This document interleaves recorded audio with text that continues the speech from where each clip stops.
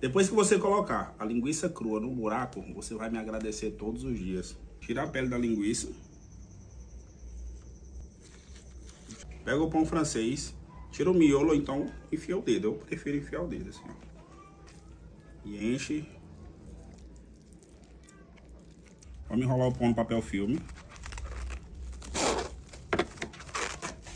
Leva pro congelador por uns 10 minutinhos, ou até firmar. Corta na espessura de 2 dedos. Leva para airfry a 180 graus por 20 minutos. Depois de 20 minutos, se liga como ficou. Vou colocar agora um pouco de queijo ralado por cima.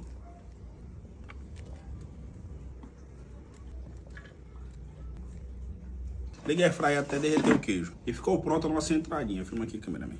Se liga. Se você gostou desse conteúdo, me segue.